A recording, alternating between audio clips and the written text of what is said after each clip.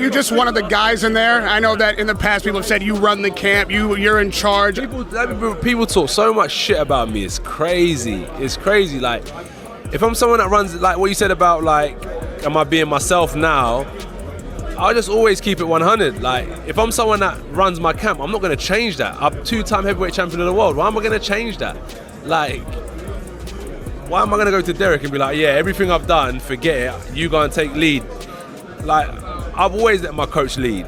Like, whatever he thinks he should do. Ask Derek. The only thing I'll dictate on is me wanting to do more. So that's probably the only thing I'll ever ask him to do. Oh, can we do one more round on this? Can we do one more round on that? Like, I'm not dictating writing out a program like at 8 o'clock at night when I should be in bed resting. It's like, people just talk a lot of shit about me.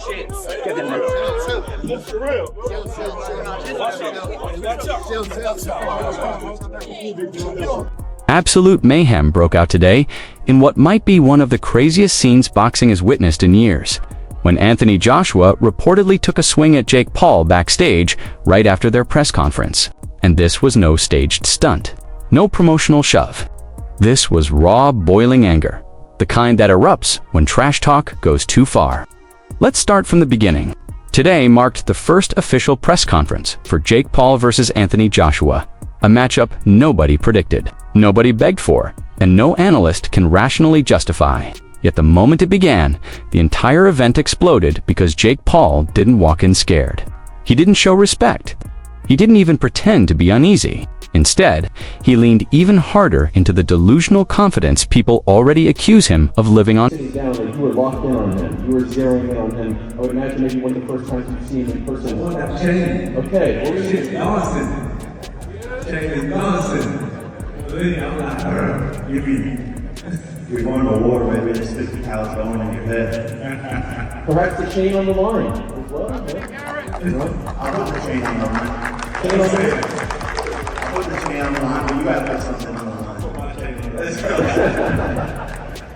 go. Second, Jake touched the microphone. He started launching verbal missiles at Joshua, not playful jabs, real shots. He stared straight at one of the most dangerous heavyweights alive and claimed he'd knock him out. Instantly, the atmosphere flipped. Fans were chuckling in disbelief. Analysts were shaking their heads, and even AJ lifted his brows like, is this kid out of his mind? I'm knocking this guy out, becoming the CEO of Matchroom Boxing and changing the plans, and it's going to be me versus Tyson Fury next year. Yeah, if I'm going to be honest, I'm going to break his face, I'm going to break his body up, I'm going to stomp all over him. That's my mentality, right? That's a fighter's mentality, and I know what's in my heart, I know what's in my mind, and I'm here to compete. I'm here to prove myself that I'm the better fighter, so I'm looking forward to it, and I'll do that until I finish fighting. At first, Anthony Joshua stayed calm, relaxed posture, steady breathing, that trademark AJ focus. But Jake wouldn't ease off. Every time Joshua tried responding respectfully, Jake cut him off, getting in his face again, mocking AJ's past defeats and promising he'd expose him. Eventually, AJ snapped and fired back, warning he'd smash Jake's face once they were inside the ring.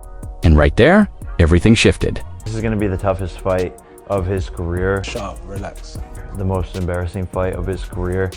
Chair across your face. Yeah, I think he's about to cry. Then came the face-off, and visually it said everything in a single frame. Jake Paul isn't standing across from Tank Davis anymore. He isn't the larger man in this fight. Standing in front of Anthony Joshua, Jake looked like a middle school kid staring up at the captain of the varsity squad.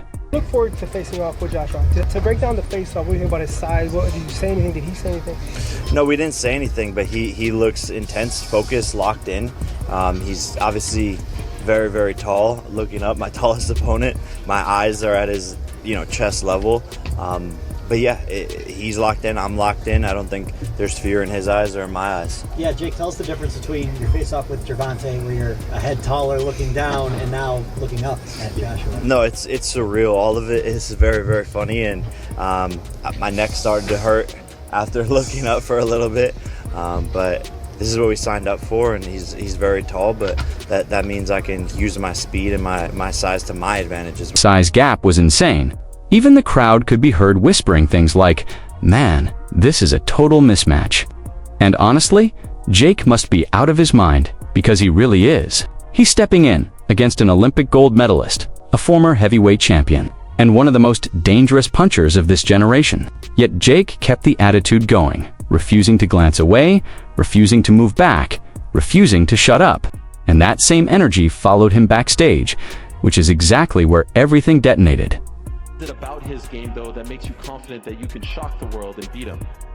The last time we saw this man compete, it was at Wembley Stadium fighting Daniel Dubois for the heavyweight championship. He's not someone who's past his prime, he's not someone who's over the hill. And yes, that fight didn't go his way, but he's still very much in the game. He's one of the best heavyweights in the world. What is it about his game, though, that makes you confident that you can shock the world and beat him? Yeah, look, he's one of the best heavyweights ever.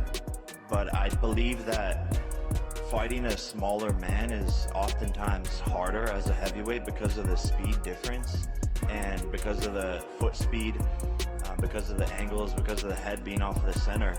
And so all of that power is great and he's knocked people out. I just have to avoid that one shot for 8 rounds, and I believe that I can do it. Based on the footage now blowing up everywhere, once both fighters walked backstage after the presser, Jake still had more to say. Jake knows he can't outbox AJ. The only place he even has a chance is the mental game, and even that's doubtful. But this time something shifted. Jake said something the cameras didn't catch it, but whatever it was, made Joshua snap instantly, and he swung at Jake. Security stormed in immediately, dragging both fighters apart, pushing AJ back while pinning Jake against a wall, shutting down the entire scene. After they were separated, both camps were yelling across the hall, Jake's team claiming AJ acted out of character, Joshua's team insisting Jake disrespected a champion. But one fact was undeniable. If Jake wanted attention, he damn sure got it.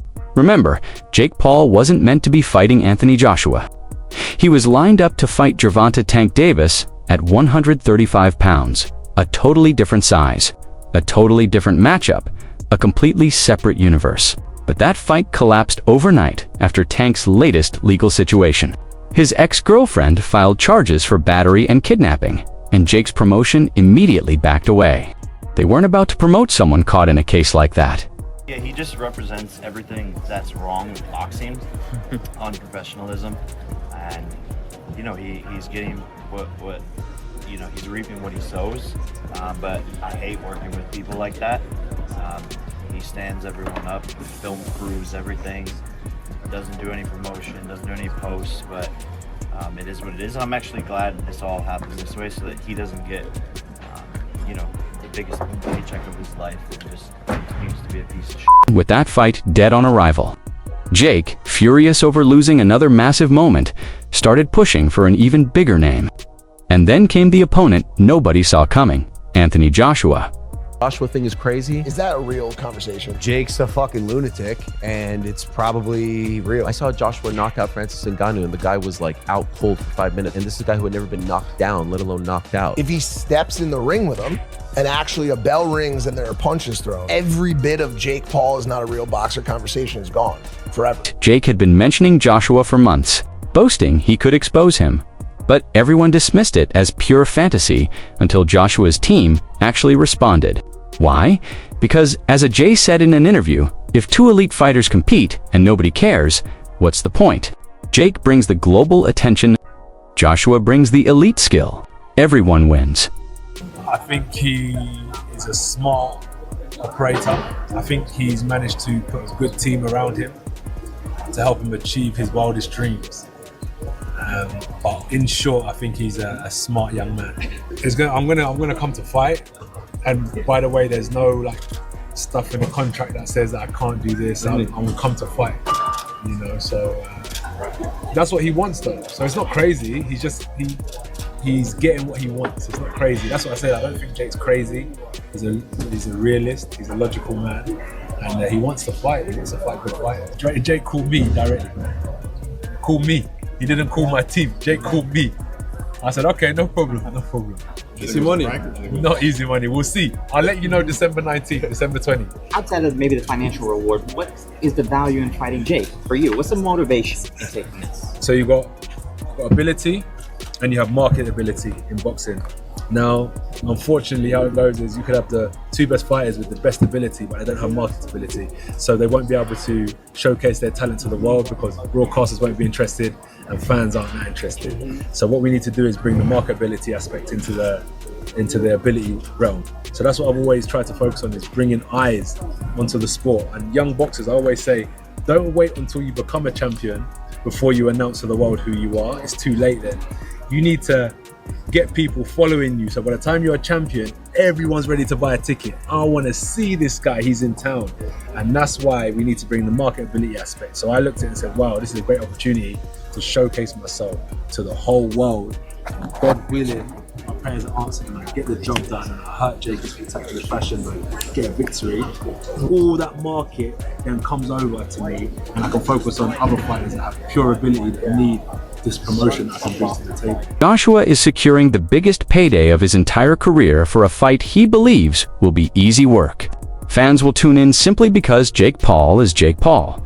And the sport wins too. Because this matchup guarantees one thing: attention, millions of fresh eyes, millions of new viewers.